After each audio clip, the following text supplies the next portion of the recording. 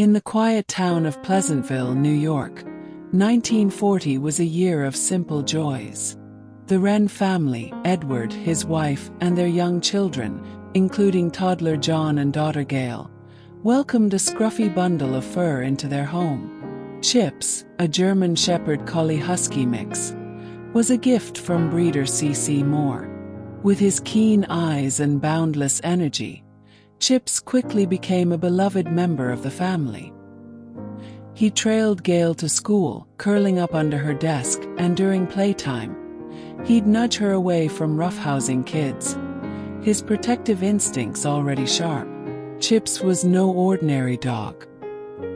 He chased the mailman with a playful bark, wrestled with trash cans, and seemed to understand the world in a way that made the Wrens marvel. "He's too smart for his own good," Edward would say, ruffling Chip's fur. But the world beyond Pleasantville was growing darker. War loomed, and soon Chip's intelligence and strength would be called to a higher purpose. In 1942, after the attack on Pearl Harbor, the United States was fully embroiled in World War II. The military launched the Dogs for Defense program, urging civilians to donate their pets for training as sentries, scouts, and messengers.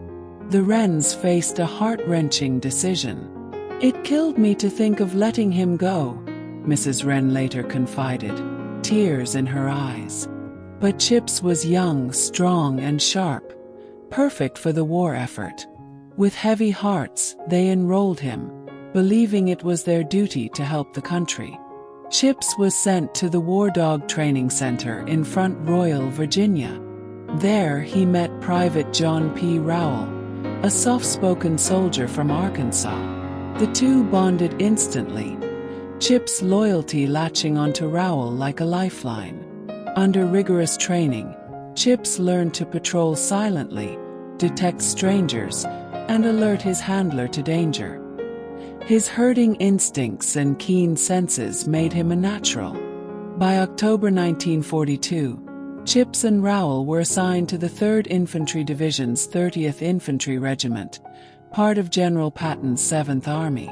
Their first mission, Operation Torch, the invasion of North Africa, November 8, 1942, dawned with the sulfuric tang of gunpowder. Chips and Rowell landed on the beaches of Fadala, Morocco, under enemy fire. As bullets whizzed past, Rowell dug a shallow foxhole for himself and another for Chips. The dog, sensing the urgency, mimicked his handler, pawing at the sand to deepen his cover. It was their first taste of combat, and Chips proved unflappable. His ears pricked for danger. In January 1943, Chips was tasked with a different kind of mission: sentry duty at the Casablanca Conference, where President Franklin D. Roosevelt and Prime Minister Winston Churchill plotted the Allies' strategy. Chips patrolled the perimeter, his presence a quiet reassurance to the guards. He met both leaders, though his focus remained on Rowell, his tail wagging only for his handler. Chips' early heroics came during a patrol in North Africa. Sensing an ambush, he bolted from Rowell, racing back to base with a phone cable tied to his collar, dodging gunfire. His alert allowed the platoon to call for reinforcements, saving lives. The 3rd Infantry Division began to whisper about the dog who seemed to know things before anyone else did. July 10, 1943, marked Chips' defining moment. The 3rd Infantry Division, under Major General Lucian Truscott, launched Operation Husky, the invasion of Sicily. In the pre-dawn hours, Chips and Rowell hit the rocky beaches near Licata. As the platoon moved inland, a machine gun nest, camouflaged as a peasant hut, opened fire. The men dove for cover, pinned down by relentless bursts. Chips, snarling, broke free from Rowell's grip. "Chips, no!" Rowell shouted, but the dog was already sprinting toward the pillbox. Bullets kicked up dirt around him. Inside the hut, Four Italian soldiers manned the gun, unaware of the fury charging their way. Chips leapt through the firing slit, a blur of teeth and claws. A pistol shot rang out, grazing his scalp, but Chips seized the gunner's arm, dragging him out. The man stumbled into the open, Chips at his throat. Stunned, the other three soldiers threw down their weapons, hands raised in surrender. Raoul rushed forward, calling Chips off before he could do more harm. The dog was bloodied, with powder burns on his face and a shallow wound on his head. Medics patched him up, and Chips, undeterred, returned to Raoul's side. That night, while the platoon rested, Chips' ears twitched. He growled, alerting Raoul to 10 Italian soldiers creeping toward the camp.